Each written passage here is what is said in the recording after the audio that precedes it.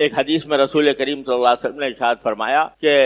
بہت سے لوگ ایسے ہوتے ہیں جن کے بال پراگندہ ہیں، جسم اور کپڑے غبار آلود ہیں، گرد سے بھرے ہوئے ہیں، یعنی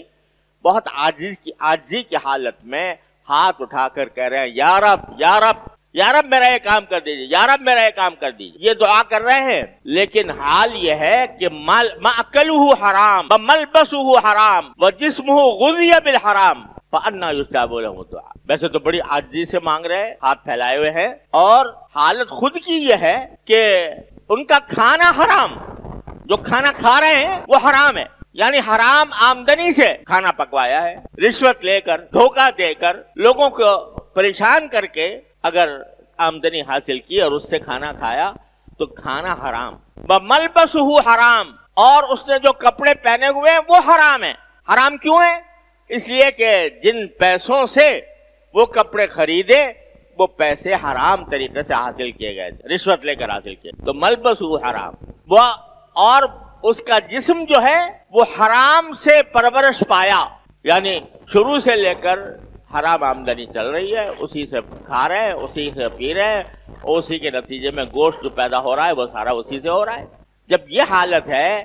تو اب پھر ہاتھ پھیلاوے کہہ رہے ہیں یا رب یا رب یا رب، فَأَنَّىٰ يُسْتَجَابُ لَهُ الدُّعَاء، تو اس کی دعا کیسے قبول ہو جب اللہ تعالیٰ کی نافرمانی پر کمر باندھے ہوئے اور حرام کھا رہا ہے مستقل، کیسے قبول ہوگی؟ یہ رسول کریم صلی اللہ علیہ وسلم کا ارشاد ہے۔ تو پہلی بات تو یہ ہے نا، بل یستجیبوا لی،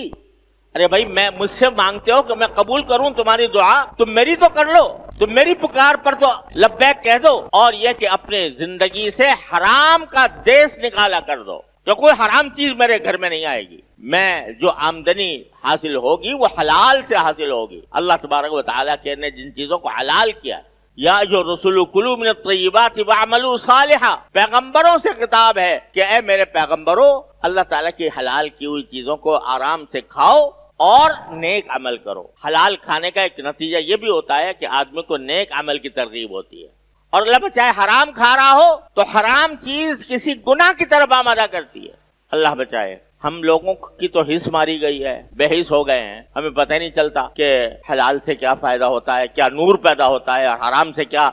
ظلمت اور تاریکی پیدا ہوتی ہے۔ اللہ بچائے۔